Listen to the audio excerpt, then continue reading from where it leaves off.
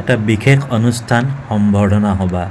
নজনা কিছু কথা আজি জানিব পাই বহুত সুখী হলো বাহাউদ্দিন আহমেদ সাহাব মোৰ লগৰ আসাদৰ দেউতা তেওঁৰ বিষয়ে বহুত কিছু নজনা বস্তু আজি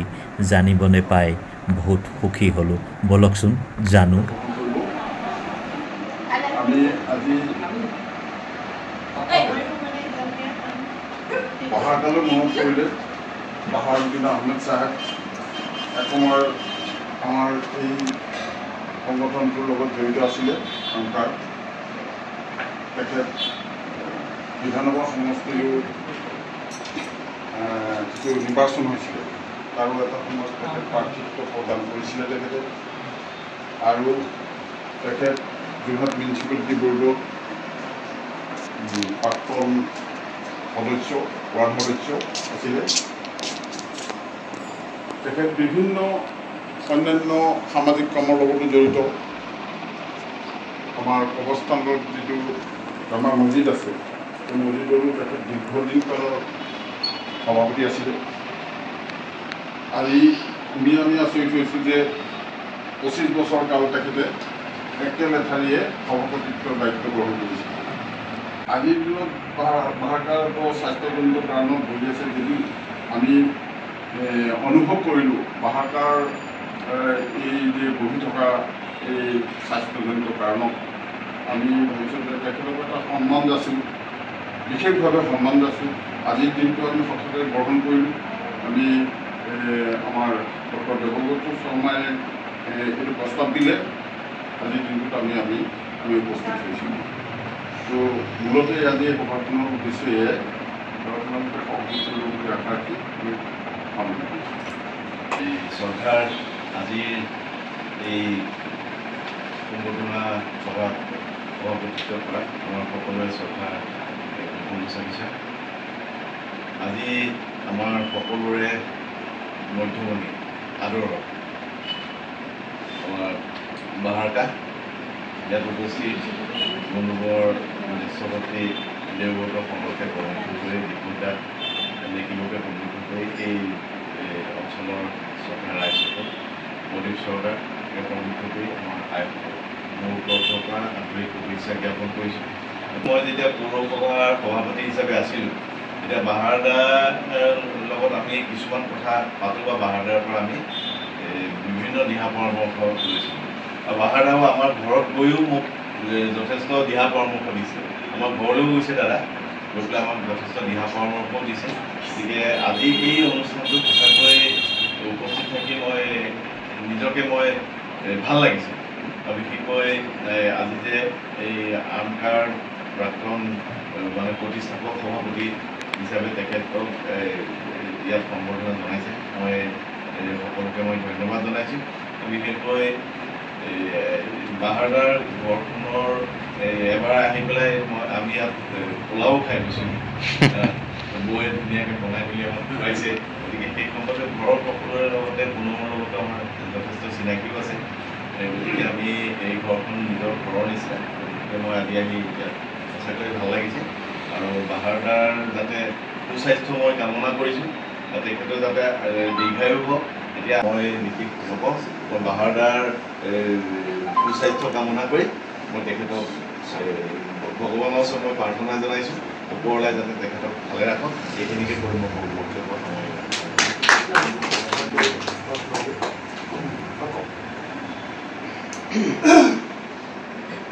আজি সভাৰ সভাপতি মহোদয় উপস্থিত বিশিষ্ট ব্যক্তিসকল আৰু যিসকল সম্বৰ্ধনা জনাবলৈ আহিছে তেওঁলোকক মোৰ আন্তৰিক ধন্যবাদ তথা শুভেচ্ছা জ্ঞাপন কৰিলোঁ আমি আজি গৌৰৱ কৰিছোঁ যে বাহাৰকাৰ নিচিনা এজন ব্যক্তিক আপোনালোকে সম্বৰ্ধনা জনাবলৈ আহিছে আমি অতি আনন্দিত কাৰণ আমাৰ এইটো অঞ্চল বহুত পিছপৰা অঞ্চল আছিলে তেখেতৰ তত্ত্বাৱধানত বহু আগবাঢ়ি গ'ল বাহাৰকাৰ তত্ত্বাৱধানত বহু আগবাঢ়ি গ'ল আৰু আজি জামা মছজিদ যিটো কথা কৈ গ'ল অলপ আগতে এই জামা মছজিদ প্ৰতিষ্ঠাপক সভাপতি তেখেতে নহ'লে আজি হয়তো আমি এই জামা মছজিদ নাপালোহেঁতেন যোৰহাটত এটা বিতৰ্কৰ সৃষ্টি হৈছিলে জামা মছজিদ নামটো হ'ব নালাগে কিন্তু তেখেতে খুব জোৰ দি লাগি ভাগি নিজৰ কি ক'ম আৰু সম্পূৰ্ণ ত্যাগ কৰিও তেখেতে জামুমতি নামটো নামাকৰণ কৰিলে। লগতে তেখেতৰ দেশত অৱশ্যে খুব সুন্দৰ আছিলে, আপোনালোকে জানে, খুব হেণ্ডচাম আছিলে এটা টাইমত, দেখনীয় আছিলে। আজি বাৰু বয়সৰ লগে লগেতো হ'বই, মানে প্ৰত্যেক ব্যক্তিৰ হ'ব। গতিকে তেখেত খুব সুন্দৰ আছিলে আৰু বহুত কাম কৰিলে আমাৰ জামাতৰ কাৰণে, এই অঞ্চলটোৰ কাৰণে বহুত কাম কৰিলে তেখেতে, আৰু খুব এনকাৰেজ কৰিছিলে আমাকো। আমি তেখেততকৈ সৰু, কিন্তু আমাক খুব এনকাৰেজ কৰিছিলে। গতিকে এই সভাখনত আজি তেখেতক আপোনালোকে সম্বৰ্ধনা জনাবলৈ পাই আমিও সুখী হৈছোঁ, খুব আজি গৌৰৱ কৰিছোঁ আমি যে তেখেতক আপোনালোকে আহি হেৰি কৰিছোঁ, মানে সম্বৰ্ধনা জনাব আহিছে। তেখেতৰ ৰাজনীতিৰ জগতখনত ক'বলৈ গ'লে তেওঁ বৰ এক্সপাৰ্ট নাছিলে, সঁচা কথা ক'ব গ'লে। আজি মই কৈছোঁ খুলি, কাৰণ এই আমাৰ ৰণোজ পেগুৰ নিচিনা ব্যক্তি এইটো ঘৰতে থাকি খাই বৈ আজি তেওঁ মানে শিক্ষামন্ত্ৰী হৈছেগৈ। গতিকে তেওঁ ইমান এক্সপাৰ্ট নাছিলে, এইটো লাইনতে এক্সপাৰ্ট নাছিলে। গতিকে নিজাববীয়াকৈ কাম কৰি গ'ল। ঠিক আছে, ধন্যবাদ। যি ওপৰলৈ যিটো হ'ব সেইটোৱে হ'ব, মানে তেখেতৰো চেষ্টা আছিল। বাকী আন্তৰিক ধন্যবাদ জনাই মোৰ মানে চমু বক্তব্য সামৰণি মাৰিলোঁ। ধন্যবাদ।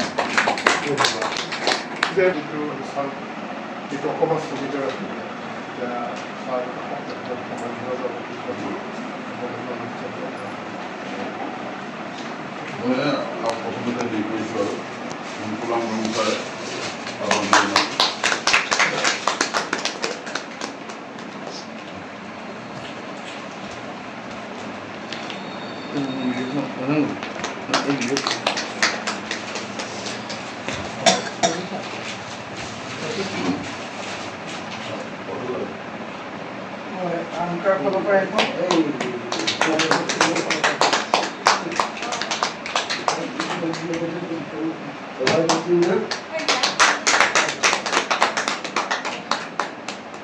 তদুপৰি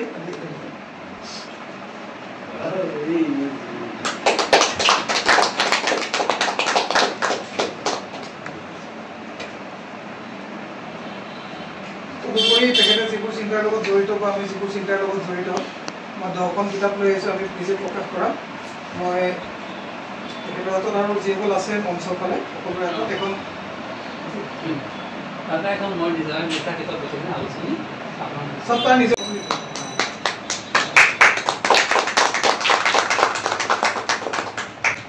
এতিয়া মই বাহাৰটা আৰু আমি যিবোৰ চিন্তাৰ লগত জড়িত সেইখিনি প্ৰতিফলিত কৰা 10খন কিতাপ লৈ আহিছোঁ। এনেকৈ আপুনি ধৰি লওক, আমি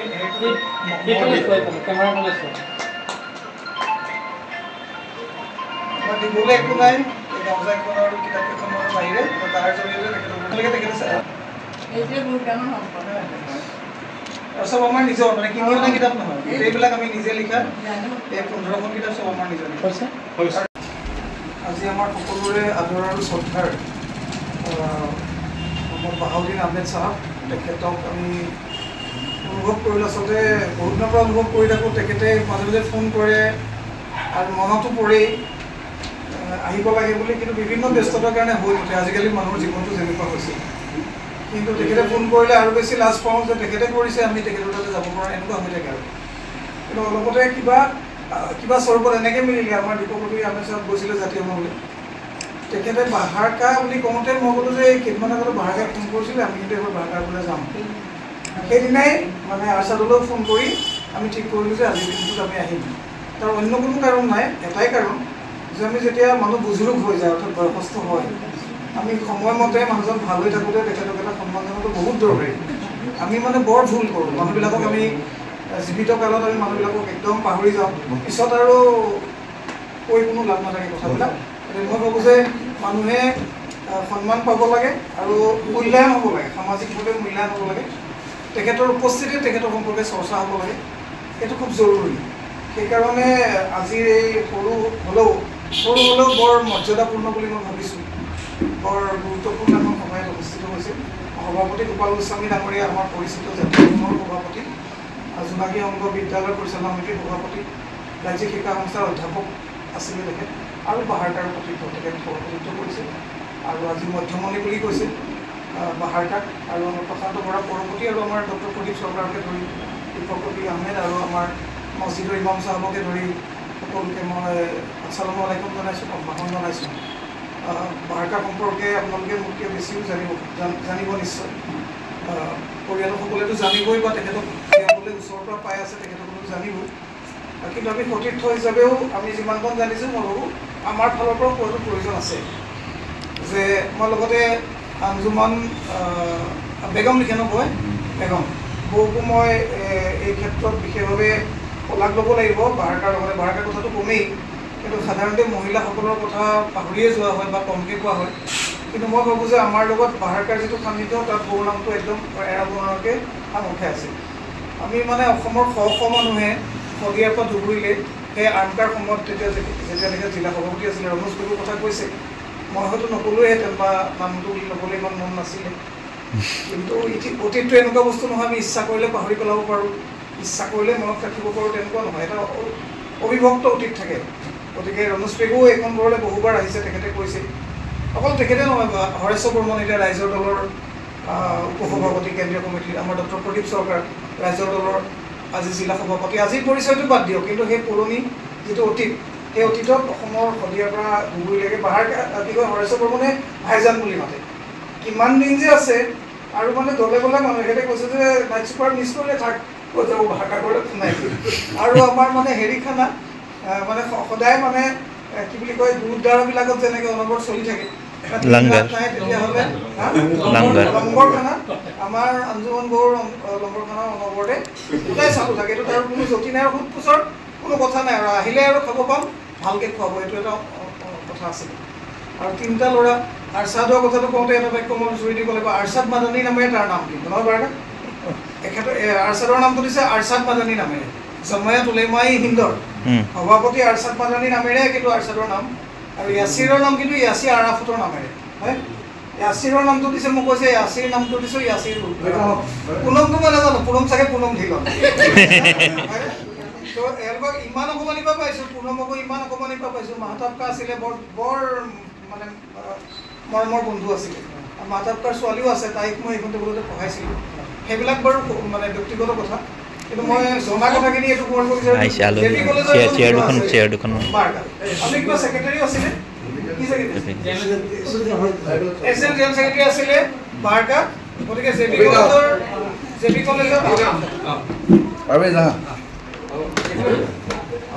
জেবি কলেজৰ মানে যি ছাত্ৰ নেতৃত্ব গঢ়ি উঠিছিলে তাত বাহাৰকাৰ এটা বিৰাট ডাঙৰ ভূমিকা আছিলে আৰু ছাত্ৰ ৰাজনীতিতে তেখেত জড়িত হৈছিলে মোৰ এতিয়া মনত আছে কথাটো যে ইন্দিৰা গান্ধী যোৱাটোলৈ আহিছে নেহৰুৰ পাৰ্কনে ক'ৰবাত মিটিং তাৰপিছত বাহাৰকাৰ ওচৰতে আছে বাহাৰকাৰ এইখিনি এই জেগাটোৰ দেখুৱাই থাকে এইখিনি জেগাত ইন্দিৰা গান্ধীয়ে চুইছিলে ইন্দিৰা গান্ধীয়ে আপোনাক চুইছিলে না এইখিনি জেগা বাহাৰকাৰে ইন্দিৰা গান্ধীয়ে চোৱা আছে বেটা তই ফুলটো আনি দিব পাৰিবি তো বাহাৰকাৰে জাপ মাৰি গৈ ফুলটো আনি দিছিলে আৰু বাহাৰকাৰ মানে এইটো জেগা দেখাই থাকে যে ইন্দিৰা গান্ধীয়ে মোক এনেকুৱা জেগাত চুই গৈছিল তেতিয়া বাহাৰকাৰ ছাত্ৰ নেতা মাত্ৰ মানে ছাত্ৰ মাত্ৰ গতিকে এই মানে ৰাজনীতিৰ লগত তেনেকুৱা এটা সংযোগ আছিলে আৰু উত্তৰ প্ৰদেশকে ধৰি ভাৰতৰ অন্যান্য ঠাইৰ ৰাজনীতিৰ লগতো বৰ বাকী বেহাল আছিল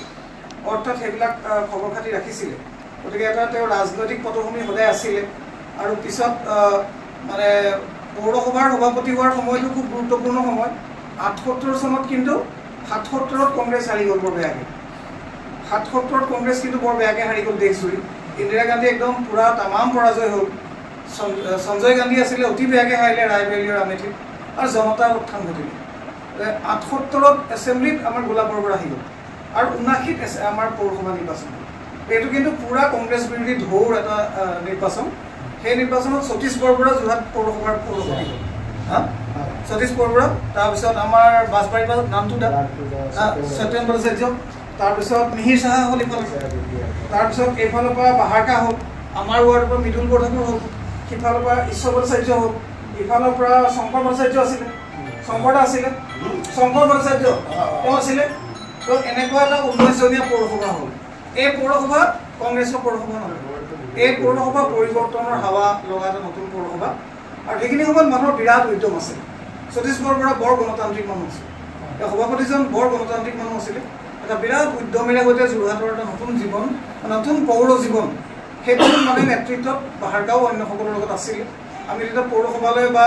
যিমান সভা সমিতি পাতো গোটেইবিলাকতে বাহাৰকাসকলক আমি লগ পাইছিলোঁ পৰৱৰ্তী কালত যেতিয়া আৰ্মকা গঠন হ'ল সেইটোতো পিছৰ কথা প্ৰায় 86 চনত সৌৰভ বৰা শ্বহীদ আৰু তাৰ পাছত ইয়াতে সৈয়দ তহিবুল্লাহ বুলি এজন আছিলে তেওঁৰ লগত আমাৰ চিনাকি নাছিলে চিনাকি আছিলে তেওঁৰ পৰিবাৰ সৈয়দ মস্ফিকা বেগমটো আমি দেৰগাঁৱৰ পৰা চিনি পাইছিলোঁ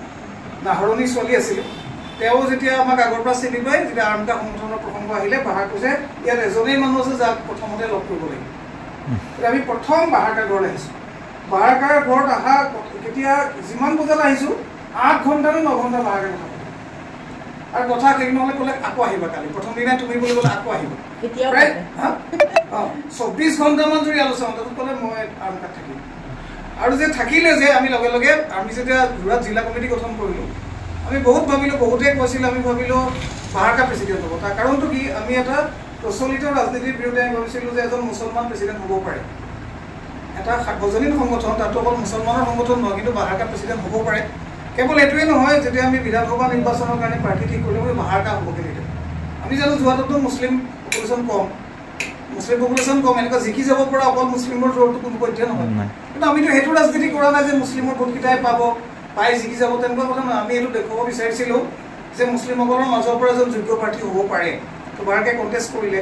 বহুত বেছি ভোট পোৱা নাই কিন্তু যোৰহাটৰ ৰাজনীতিৰ কাৰণে নতুন খবৰ আছিলে সাধাৰণতে কোনো ৰাজনৈতিক দলে যোৰহাট নগৰত বিধানসভা এখনত প্ৰাৰ্থী নিদিয়ে কিন্তু আমি যিহেতু পৌৰসভাত সেই অভিজ্ঞতা আছিল আৰু এটা কথা আজি ওলালে মই অনুমান কৰিছিলোঁ সিমানেই জামা মছজিদ 25 বছৰ ধৰি সভাপতি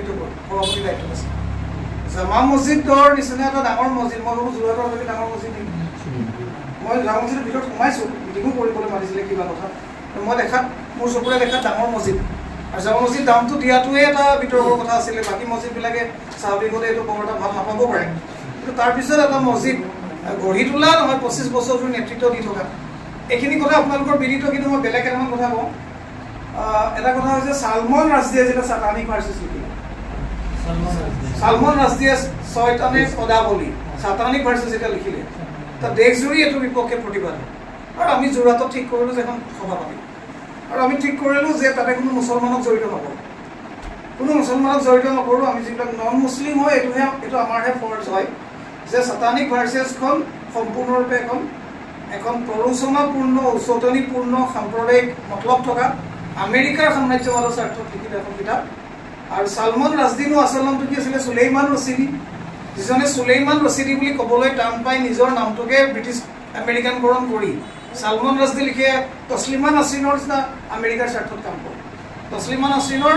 মেইল কাউণ্টাৰ পাৰ্ট হৈছে সালমান ৰাজদি এই কিতাপখনৰ বিৰুদ্ধে আমি থিয় হ'লোঁ আমি এখন কাগজ উলিয়ালোঁ কাগজত আমি 100জন মানুহৰ চহী ল'লোঁ বেছিভাগে হিন্দু প্ৰায় মানে 80%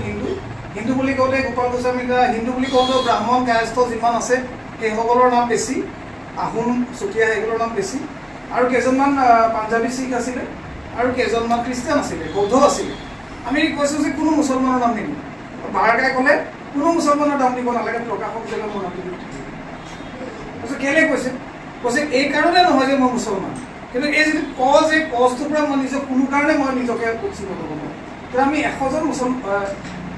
গেৰ মুছলমানৰ নাম দিলোঁ তলত খালি বাহাউদ্দিন আহমেদ এটা প্ৰকাশিত দিলোঁ এতিয়াও কাগজখন আছে মই কথাটো এইকাৰণে কৈছোঁ যে এইটো কেৱল অসমৰ সম্পৰ্কীয় বিষয় নহ'ল এইটো সৰ্বভাৰতীয় বিষয় নহ'ল এইটো আন্তৰ্জাতিক বিষয় হ'ল এই আন্তৰ্জাতিক বিষয়ত যোৰহাটত আমি সভা কৰিছোঁ আৰু সেই সভাখনৰ অন্যতম চৰিক আছিলে অন্যতম কিন্তু পৰিয়াল আছিলে বাহাৰকাৰ আৰু এটা কথা মোৰ মনত আছে সেইটো বোধহয় ডাঙৰজন জৰ্জ বুছো দুজন হৈ গ'ল পুতেক জৰ্জ বুছ বাপেক জৰ্জ বুছৰ দিনত যেতিয়া ইৰাক আক্ৰমণ হৈছিল বাপেক জৰ্জ বুছৰ দিনৰ ইৰাক আক্ৰমণত আমি বিশ্ৰাম বৰহলত এটা ডাঙৰ সভা পাতিম অকল সভা পতা নহয় আমি জৰ্জ বুছৰ এটা বিৰাট ডাঙৰ প্ৰতিমূৰ্তি বনাইছোঁ বিৰাট ডাঙৰ প্ৰতিমূৰ্তি একদম বিৰাট ডাঙৰ পেটেৰ সৈতে বিৰাট ডাঙৰ এটা প্ৰতিমূৰ্তি আৰু ঠেলা গাড়ীৰে আমি জৰ্জ বুছটোক বাপেক জৰ্জ বুছক পূৰা চহৰটো ঘূৰাইছিলোঁ ঘূৰাই আনি আমি হেৰি পালোঁ কি কয় বিশ্বম্বৰ আসন পালোঁ পাই পেলাই আমি কৈছোঁ ইয়াততো আজি খতম কৰিব লাগিব জৰ্জ বুছক আজি মানে আমি জ্বলাই দিম কিন্তু জ্বলাব পোৱাৰ আগতে ইয়াত ঢাকাপতিৰ পৰা বহুত ল'ৰা কৈছে নাই জ্বলাই নিদিব কেলৈ ইমান খং তাৰমানে ইৰাক আক্ৰমণৰ কাৰণে কৈছে জ্বলাই দিয়াৰ আগতে আমি তাক উঠাই দিওঁ পুৰা মাৰিব আৰম্ভ কৰিলে জৰ্জ বুছৰ প্ৰতিকৃতিটো মানে মোৰ এতিয়া সেই দৃশ্যটো মনত আছে একদম যিমান খং আছে তাৰ ওপৰতে জৰ্জ বুছৰ মই এই কথাটো এইকাৰণে কৈছোঁ যে বাহাৰকা আছে তাতে আৰু ইয়াৰ পৰা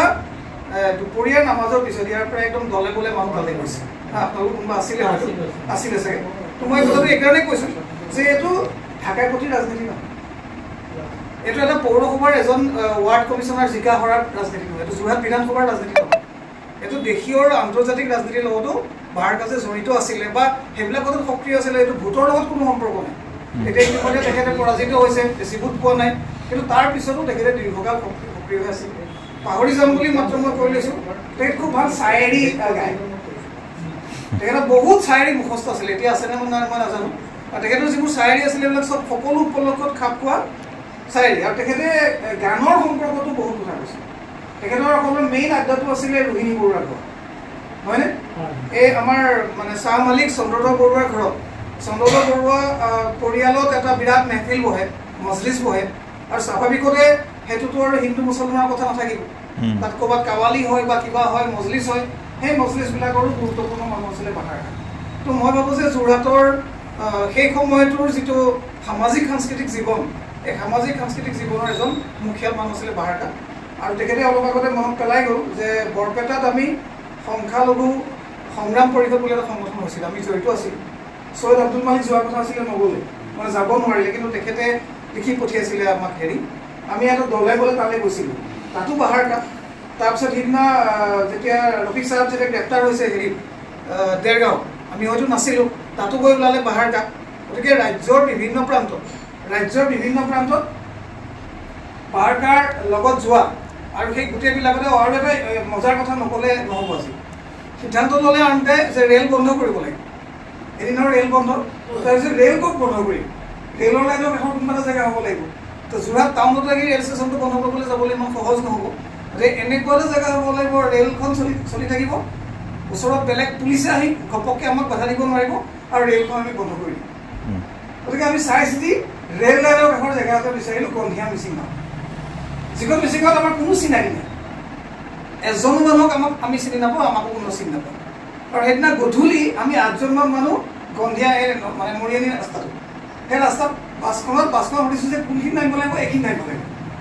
কোনফালে যাব লাগিব গাঁওফালে এইফালে গধূলি এনেকুৱা মুনিচুনি বেলি হৈ গ'ল কিবা মুনিচুনি বেলি হওঁতে কাকো চিনি নোপোৱা আমি 7-8টা মানুহ গৌৰীভদ্ৰ চিয়াম আছিলে আৰু আমি কোনোবা আছিলোঁ আৰু সপোন বৰা আছিলে তো আমি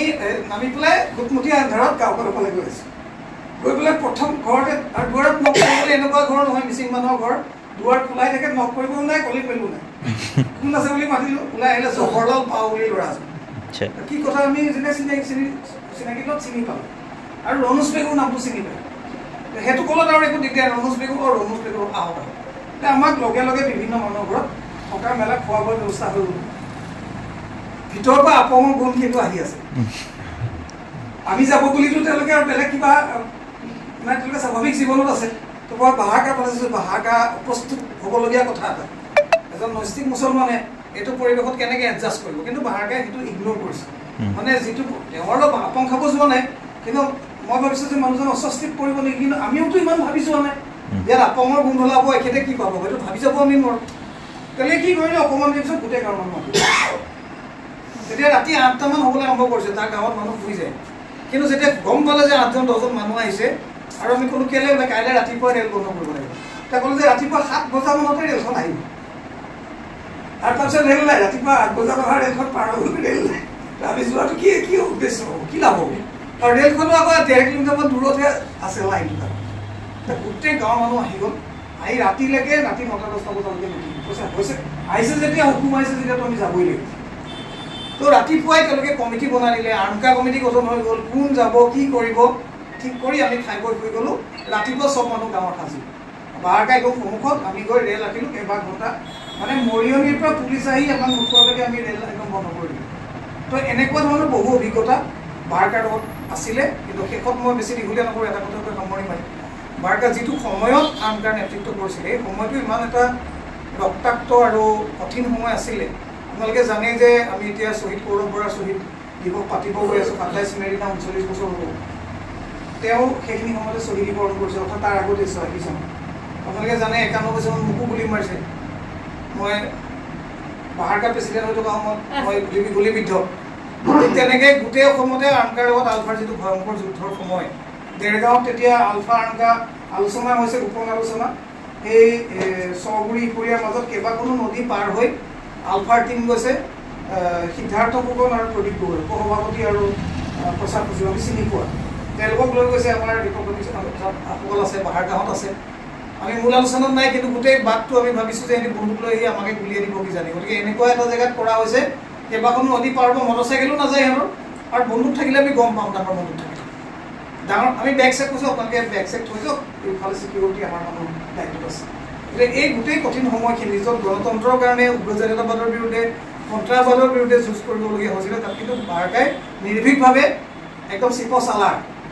চিপাহী নহয় চিপচালাৰ হিচাপে তেখেতে মানে মৈদানত সাজি আছিলে। গতিকে মই ভাবিছোঁ যে মানুহে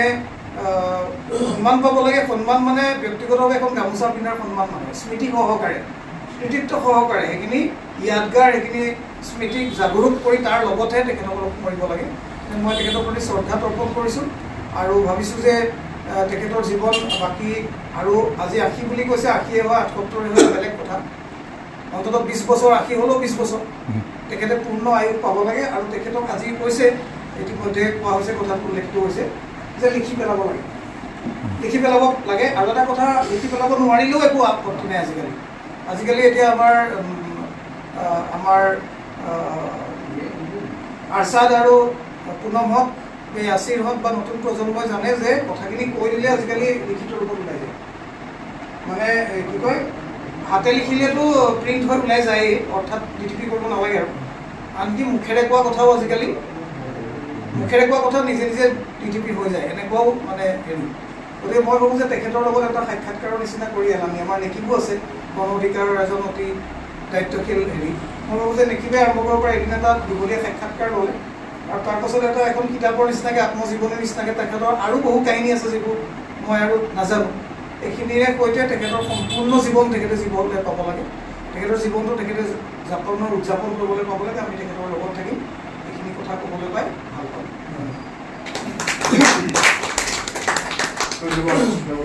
বিচাৰিছোঁ যে সকলো যাতে আমি ভাল কাম কৰি যাব পাৰোঁ, আৰু তেখেতে জীৱনত যিখিনি কথা ক'লে সেইখিনিতো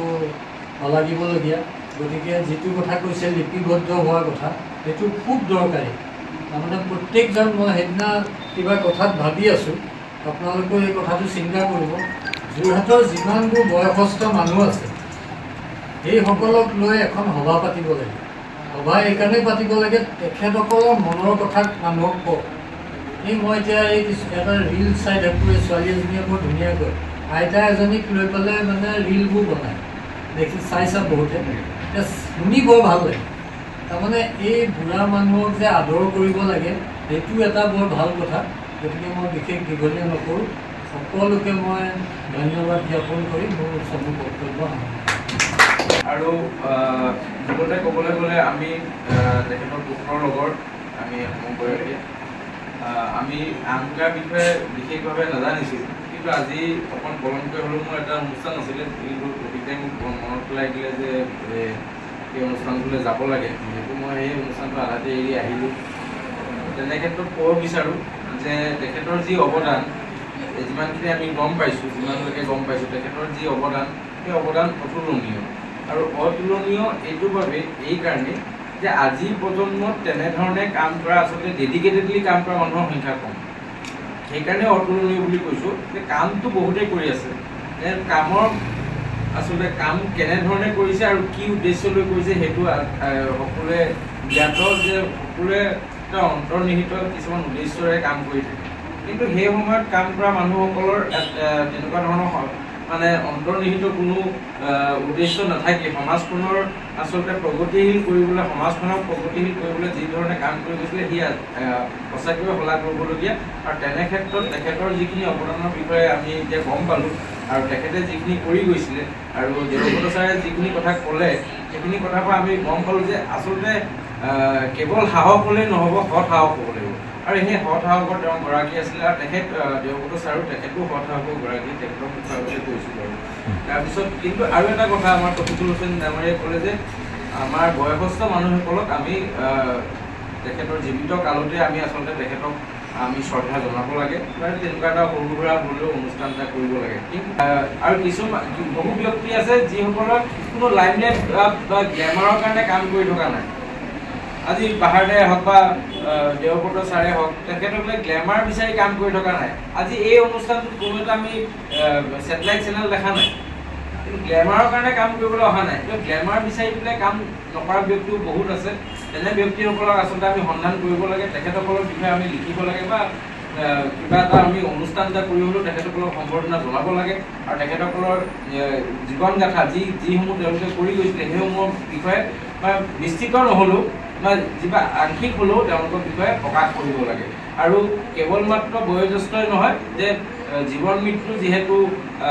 এক ঈশ্বৰৰ ওপৰত নিৰ্ভৰ কৰে তেনে ক্ষেত্ৰত যুৱ প্ৰজন্মই যদি কোনোবাই কৰি গৈছে তেনে ক্ষেত্ৰত কাম তেখেতসকলকো তেনেধৰণে আচলতে স্বীকৃতি আচলতে সমাজে স্বীকৃতি দিব লাগে তো সম্বৰ্ধনা বুলি কোৱা নাই সমাজে তেনেধৰণৰ স্বীকৃতি দিব লাগে বুলি মই আশা কৰোঁ আৰু বাহাৰদাৰ পুনৰ তেখেতসকলে শ্ৰদ্ধা নিবেদিছোঁ আৰু তেখেতৰ সুস্বাস্থ্যৰে আচলতে দীৰ্ঘায়ু কামনা কৰাৰ লগতে দীৰ্ঘায়ুটো আচলতে বিচনাত পৰি থাকি দীৰ্ঘায়ু আমি কামনা কৰা নাই আমি সুস্থ হৈয়ে দীৰ্ঘায়ু কামনা কৰি মোৰ বক্তব্য সামৰণি মাৰিছোঁ আজি বাহাউদ্দিন আহমেদ চাহাবৰ বিষয়ে আমি অসমীয়া কথা কিছুমান গম পাইছোঁ সমাজখনত এজন কৰ্মী হিচাপে নিজকে নিৰ্বাচিত কৰি সোমাই গৈছিলে কিন্তু এটা কথা এজন মানুহ যিমানেই সমাজত কাম কৰিবলৈ নাযাওক ঘৰখনৰ যদি সহযোগিতা নাপায় তেখেতৰ পৰিবাৰ হওক ল'ৰা ছোৱালী হওক বোৱাৰী হওক সেইসকলে যদি সহযোগিতা নাপায় ভালভাৱে মানে সমাজত কাম কৰিবলৈ যাব নোৱাৰে গতিকে অকল বাহাউদ্দিন আহমেদ চাহাবেই নহয় এই ঘৰখনৰ মহানতা আছে এই ঘৰখনৰ অৱদান আছে মই ভাবোঁ এই ঘৰৰ ফালৰ পৰা এই তেখেতৰ এটা জীৱন আছে সামাজিক জীৱন আৰু ঘৰুৱা জীৱন এটাও আছে গতিকে আমি জানিব বিচাৰোঁ ঘৰুৱা জীৱনটোৰ বিষয়ে অলপ কথা গতিকে তেখেতৰ পৰিবাৰেই হওক বা বোৱাৰীয়ে হওক বা ল'ৰাই হওক তেখেতৰ বিষয়ে অলপ ক'লে আপোনালোকে মই সন্মান জ্ঞাপন কৰিছোঁ আৰু ধন্যবাদ দিছোঁ যে আপোনালোকে স্পেচিয়েল দেৱব্ৰত শৰ্মা ছাৰ আৰু বাকী যিকেইজন আহিছে গোটেইকেইজনকে কাৰণ আপোনালোকে এই সন্মানটো যে দিলে তাৰ কাৰণে আমি চিৰকৃতজ্ঞ হৈ থাকিলোঁ আপোনাৰ ওচৰত আৰু তেওঁ এটা ভাল পাব যে মানে তেওঁ বিশেষকৈ এইটো বস্তু ভাল পাব যে তেওঁ সদায় আপোনালোক কথা সদায় আমি শুনি থাকোঁ আমিতো সৰুকালৰ পৰা আপোনাক পাইছোঁ গম পাইছোঁ গোটেই কাহিনী আমি দেখিছোঁ যিমানটো মোৰ মনত আছে আন কাহিনীটো আমি সৰু কিন্তু তেতিয়াও যিমানটোৰ পৰা অলপ হ'লেও আমাৰ মনত আছে আপোনাৰ লগত আমি গৈছোঁ য'ত গৈছোঁ কিন্তু তাৰ পাছতো আপোনাৰ নাম সপোন নামকলৰ নাম প্ৰধান নামকলৰ নাম বা আমাৰ অভিজ্ঞতা আৰু বহুত কেইজন আছে মানুহ গোটেইকেইজনৰ নাম আমি শুনি থাকোঁ কিন্তু নামটো সদায় তেওঁ কয় বা ফোনতো আপোনালোকৰ যোগাযোগ হৈ থাকে লগ কৰিব বিচাৰে মোক ক'ৰবাত পালেও আপোনালোকে কয় এতিয়া আজিকালি মিটিং চিটিংবিলাকো নোযোৱাকৈ নাপায় আচলতে আগতেতো পাই থাকে আৰু সেয়ে তেওঁলোকে যিখিনি কৰিছে আপুনি ইমান সুন্দৰভাৱে ক'লেই সেইটো কাৰণে আমি পৰিয়ালবৰ্গৰ পৰা আপোনালোকক ধন্যবাদ জনাইছোঁ যে আপোনালোকে আমি বিচাৰোঁ যে আহ্বানৰ যে আমিও আগলৈ কাম কৰি যাব পাৰোঁ আৰু আপোনালোকে আমাক পৰামৰ্শ কৰি যাব আপোনালোকৰ আমিও আগভাগ লৈ লাগি যাম আৰু সেই কথা আপোনালোকক ধন্যবাদ দিছোঁ যে আপোনালোকে ইমান এটা মৰম যাচিলে আমাক গোটেই পৰিয়ালৰ ফালৰ পৰা আপোনাক এটা আমি ধন্যবাদ দিছোঁ চব বাদ দি পেলাই যেতিয়া এনেকুৱা মিটিং আছিলে ওলাই যায় আপুনিতো বাধা নিদিয়ে দুৱাৰমুখৰ লৈ পেলাই হাতখন নোৱাৰা যায় বুলি নকয় তেনেকৈ পঠিয়াই দিয়ে আৰু আপোনাৰ তেখেতৰ চিন্তাৰ সৈতে একে চিন্তাৰ মানুহ যেতিয়া আপোনাৰ ঘৰলৈ আহে আপুনি সাদৰি হেৰিয়াৰ নিচিনাকৈ আপুনি ৰান্ধি বাঢ়ি চব খুৱাই কৰি পঠিয়ায় গতিকে এইটো এটা ডাঙৰ সেৱা এই সেৱাটো আপুনি কৰিছে কাৰণে তেখেতে গৈ পেলাই বাহিৰত কৰিবগৈ পাৰিছে গতিকে তাৰ ভাগ আপুনি পাইছে গতিকে কওকচোন আপোনাৰ তেনেকুৱা তিতা কেঁহা বা কেতিয়াবা ভাল লগা কিবা কথা আছেনে তেনেকৈ ওলাই গৈছে আমিও তেনেকৈ সহায় কৰি দিছোঁ আৰু খংটো খুব বেছি এতিয়াও সেই খং আছে আৰু এতিয়াও কিছুমান কথা এতিয়া নুশুনি আৰু মই ভালো পাওঁ চবৰে যেতিয়া মিলি চব হেৰি হৈ থাকে দেৱব্ৰততো আহে গোটেই ঘৰখন যদি এখন হেৰি মাহৰ হৈছে ভাল লাগে আমি দেৱব্ৰতহে নাহাইছোঁ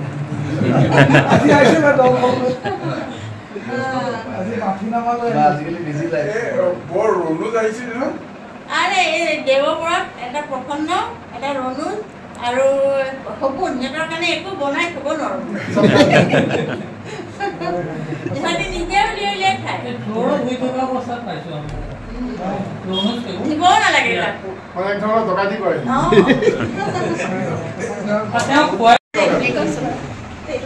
আজিৰ সভাৰ সভাপতি মহোদয়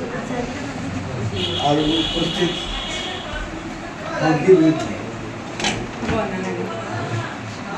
প্ৰথমতে মই আপোনালোকক আমাৰ ঘৰলৈ আহি এইদৰে নিচিনা এটা নিৰ্জীৱ মানুহ এটাক সৰু মানুহ এটাকে ইমান সম্বৰ্ধনা জনালে মই মানে বৰ আনন্দিত আৰু আপোনালোকক এইটো কাৰণে মই আন্তৰিক ধন্যবাদ এই কথা হ'ল কি মোক ক'বলৈ কৈছে জিন্দগী মানে কিবা কিবি ঘাট প্ৰতিঘাতৰ কথা এনেই ক'বলৈ গ'লে এতিয়া বহুত দীঘলীয়া হৈ যায় মই এতিয়া 80+ হৈছোঁ মই সেইটা চিন্তা কৰিছোঁ জিন্দগী গোটেই দিনটো মানে নিজৰ যৌৱনটো মই সমাজৰ কাৰণে দিছোঁ নিজৰ যৌৱনটো নিজৰ যিটো সময়ত মানুহ ইষ্টাব্লিছ কৰে অমুক কৰে তমুক কৰে ইটো কৰে সিটো কৰে এই গোটেই সময়টোত মই সমাজৰ কামতেই আৰু এনেকৈ ৰাজনৈতিক সামাজিক ধৰ্মীয় এইবিলাক কামতে হেৰিৰ ঘৰত লাভৰ ঘৰত মই তেনেকুৱাকৈ একো নিদেখোঁ তথাপি মই মানে খুব I am proud of my মানে যে মই যে ইমানখিনি কাম কৰিব পাৰিলোঁ তাৰ মাজত ঘৰখন চলাই লৈ গৈ ল'ৰা ছোৱালীক পঢ়ুৱাই মেলি যিটো হেৰি ষ্টেটাছ দিব লাগে সেইটো দি তাৰ মাজতে গোটেই জিন্দগীটো যদি কৰিলোঁ সেইটো কাৰণে মই মানে একে অতি সন্তুষ্ট স্বীকৃতি বা তেখেতে যিখিনি কৰিলে আমি স্বীকাৰ কৰিছোঁ তেখেতে মহান সামাজিক কৰ্মী বা মহান মনৰ মানুহ গতিকে তেখেতে অপৰাধী জীৱন ৰাজহুৱা কাম কৰি আছে আৰু বিশেষকৈ তেখেতৰ মনত কোনো সম্প্ৰদায়িকতা ভাৱ নাইকিয়া আৰু বিশেষকৈ যিহেতু আৰাম কাম কৰিছে তেতিয়াই বুজিব লাগিব তেখেতৰ সংখ্যালঘু সম্প্ৰদায়ৰ তেখেতে মানে নিৰাপত্তা বিচাৰে আৰু তেখেতে বিচাৰে যে কোনো সাম্প্ৰদায়িকতাৰ বীজ সিঁচি পেলাই ইটো সম্প্ৰদায় সিটো সম্প্ৰদায়ৰ মাজত যাতে কোনেও বিৰোধ আনিব নোৱাৰে আমি একেই খাবলৈ নোপোৱা দুখীয়া মানুহ আমি একেই বাহাত উন্নতি বিচাৰোঁ আমি সুস্বাস্থ্যতা বিচাৰোঁ শান্তি বিচাৰোঁ গতিকে এই কথাটো সনাতন কথা সকলোৱে বিচাৰে গতিকে তেখেতেও সেই লক্ষ্যটো লৈ তেখেতে আৰম্ভকালে গৈছিলে মছজিদত তেখেতে প্ৰায় 25 বছৰ আছোঁ বুলি কৈছে তাত কিবা আগবঢ়াইছে গতিকে তেখেতৰ সেইকাৰণে কৈছোঁ তেখেতৰ সুন্দৰ মনৰ মানুহ যি মানুহ হিচাপে ভাবে তেখেতে কোনো ধৰ্ম লৈ পেলাই মানুহ চিনাক্তকৰণ নকৰে তেখেতে